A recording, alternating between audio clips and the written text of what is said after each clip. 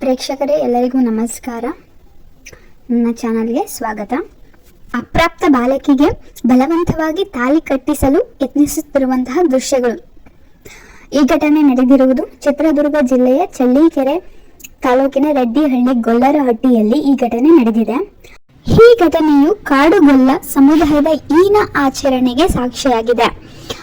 ಕಾಡುಗೊಲ್ಲ ಸಮುದಾಯದ ವಿಚಿತ್ರ ಆಚರಣೆಗಳಲ್ಲಿ ಬಾಲ್ಯ ವಿವಾಹವು ಒಂದಾಗಿದ್ದು, ಬಾಲಕಿ ಒಬ್ಬಳಿಗೆ ಗೊಲ್ಲರಹಟ್ಟಿಯಲ್ಲಿ ಒತ್ತಾಯ ಪೂರ್ವಕವಾಗಿ ತಾಳಿ ಕಟ್ಟುವ ವಿಡಿಯೋ ವೈರಲ್ ಆಗಿದೆ.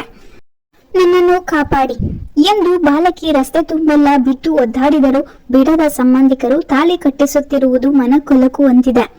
ಅಪ್ರಾಪ್ತ ಬಾಲಕಿಯು ನನ್ನನ್ನು ಕಾಪಾಡಿರಿ, ಈ ಮದುವೆ ನನಗೆ ಬೇಡ ಎಂದು ನೆಲದ ಮೇಲೆ ಬಿದ್ದು ಒದ್ದಾಡಿದರೂ ಬಿಡದೆ ಬಾಲಕಿಯ ಕುಟುಂಬದವರು ಮತ್ತು ಬಂಧುಗಳು ಬಲವಂತವಾಗಿ ತಾಳಿ ಕಟ್ಟಿಸುವ ಪ್ರಯತ್ನ ಮಾಡಿದ್ದಾರೆ ಎನ್ನಲಾಗಿದೆ.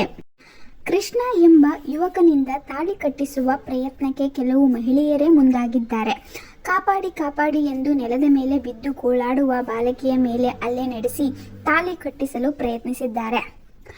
ಗಲಾಟೆ ಬಳಿಕ ಮದುವೆ ನಿಂತಿದೆ.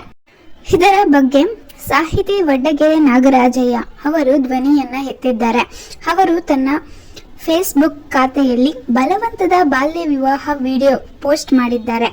6 ನಿಮಿಷದ ವಿಡಿಯೋದಲ್ಲಿ ಗೊಲ್ಲರಹಟ್ಟಿಯ ಸಂಬಂಧಿಕರು ಎಲ್ಲ ಸೇರಿ ಬಾಲಕಿಗೆ ಬಲವಂತದ ತಾಳಿ ಕಟ್ಟಿಸುವ ದೃಶ್ಯಗಳಾಗಿವೆ. ಈ ಬಗ್ಗೆ ಫೇಸ್ಬುಕ್ನಲ್ಲಿ ಬರೆದುಕೊಂಡಿರುವ ವಡ್ಡಗೆರೆ ನಾಗರಾಜಯ್ಯ ಅವರು, ಆಧುನಿಕ ನಾಗರಿಕತೆಯ ಈ ಕಾಲದಲ್ಲಿಯೂ ಕಾಡುಗೊಲ್ಲ ಬುಡಕಟ್ಟು ಸಮುದಾಯದ ಜನ ಯಾವ ಪರಿಯ ಅಜ್ಞಾನ ಮತ್ತು ಮೂಢನಂಬಿಕೆಗಳಿಂದ ನರಳುತ್ತಿದ್ದರೆಂದರೆ, ಚಿತ್ರದುರ್ಗ ಜಿಲ್ಲೆಯ ಚಳ್ಳಕೆರೆ ತಾಲೂಕಿನ ರೆಡ್ಡಿಹಳ್ಳಿ ಗೊಲ್ಲರಹಟ್ಟಿಯಲ್ಲಿ ಅಪ್ರಾಪ್ತ ಬಾಲಕಿಗೆ ಬಲವಂತವಾಗಿ ತಾಳಿ ಕಟ್ಟಿಸುವ ಮೂಲಕ ಬಾಲ್ಯ ವಿವಾಹ ನಡೆಸಲು ಬಾಲಕಿಯ ಮೇಲೆ ಕೂಟಕ್ರಮಣ ನಡೆಸುವ ಪ್ರಯತ್ನ ನಡೆದಿದೆ.